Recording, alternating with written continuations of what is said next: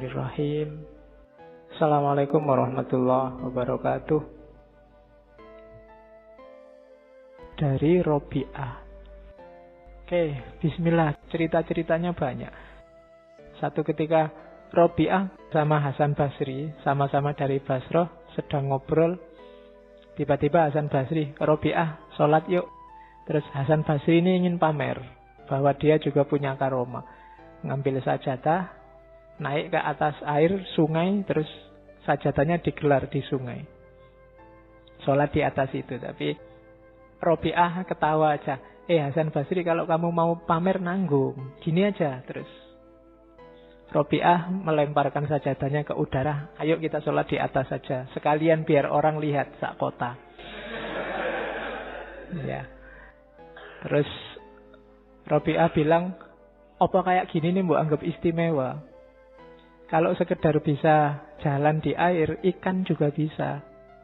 Terbang kayak gini nih, burung sama lalat juga bisa. Tidak ada istimewanya. Yang istimewa adalah istiqomah kita di jalannya Allah. Itu salah satu cerita karomahnya. Terus yang lain-lain banyak. Yang di buku-buku banyak diceritakan, misalnya pencuri. Ada pencuri itu masuk ke rumahnya Robi'ah. Begitu di dalam, pencurinya bingung sendiri. Apa yang diambil? Tidak ada apa-apa di rumahnya Robi'ah. Pencuri tidak cerdas. Wong ngerti orang miskin tidak punya apa-apa, zuhud uzlah kok dicuri. Tidak ada apa-apa. Kabarnya hanya ada kendi satu. Itu pun tidak berharga. Terus pencurinya, daripada nanggung, sudah kendi ini dibawa. Begitu kendinya diangkat, dia mau keluar, pintunya hilang. Dia nyari pintunya, tidak ada. Kendinya dikembalikan lagi, pintunya kelihatan.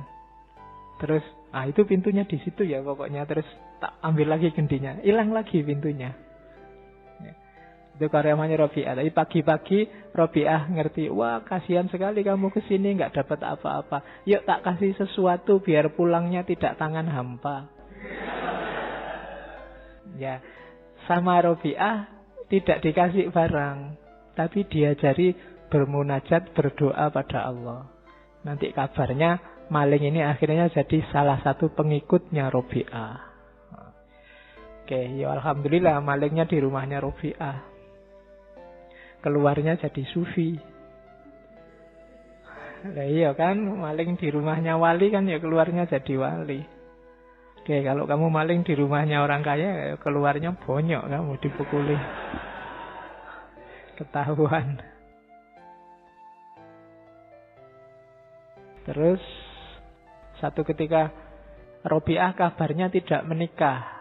Makanya judul kitabnya Syekh Abdul Mun'im Kondil itu kan Robi'ah Adawiyah Azra'ul Basroh Al-Batul. Batul itu tidak nikah. Jadi versi-versi Arab biasanya menyebut Robi'ah ini tidak nikah. Tapi versi Indonesia misalnya di Ukudulu Jennya Syekh Nawawi Al-Bantani itu menyebut Nabi Robi'ah sempat menikah. Dan saat dia menikah itu di Ukudulu Jen itu Robi'ah mempersilahkan suaminya, kalau mau nikah lagi silakan aja, bebas. Dan suaminya terus begitu dipersilahkan nikah langsung 3. Dan Robi'ah tidak apa-apa, dia tetap merawat suaminya. Itu silakan yang rajin baca Ukudulu Jen. Ya, di situ ada nanti ceritanya Robi'ah. Malah banyak sufi yang ingin melamar dia untuk dijadikan istri. Bahkan ada cerita khalifah, raja salah satu wilayah juga atau gubernur ingin melamar dia, tapi semua tidak ada yang diterima.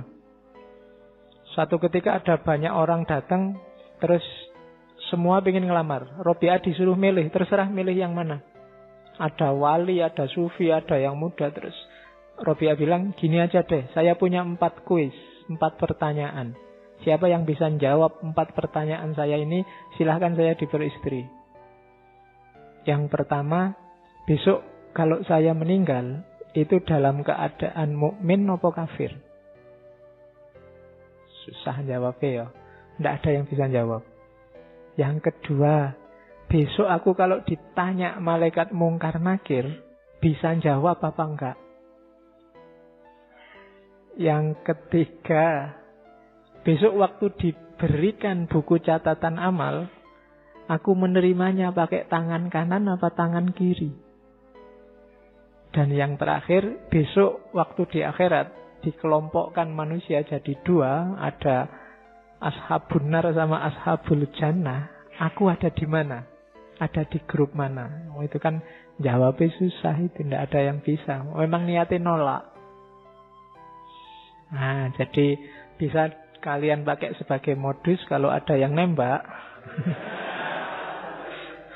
Mau nolak, tak kasih 4 pertanyaan. Kalau bisa jawab, menikahi aku. Nah, itu Robi'ah.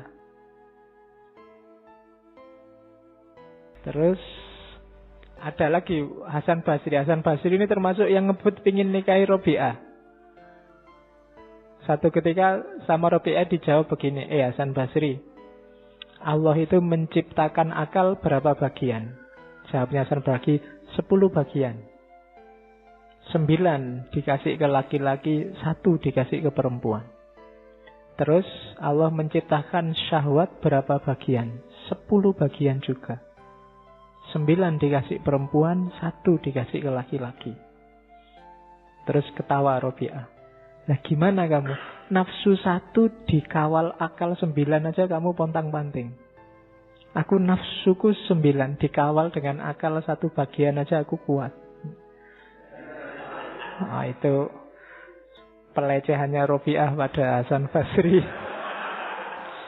Ya, dan Hasan Basri akhirnya mundur, tidak jadi, dan sampai meninggal Robi'ah dikenal tidak menikah. Kalau meninggal, jadi waktu Robi'ah mau meninggal itu kan sahabat-sahabatnya Sufi pada datang, tapi sama Robi'ah diusir. Jangan kesini semua itu loh, para malaikat yang mau datang jadinya nggak bisa lewat. Jadi semua disuruh keluar dari kamarnya, terus beliau meninggal dalam usia 80 tahun. Lahir 714 Masehi, meninggal 796 80-82. Oke, saya kira itu, kurang lebihnya mohon maaf. Wallahul muwafiq, wallahu a'lam bishawab. Wassalamualaikum warahmatullahi wabarakatuh.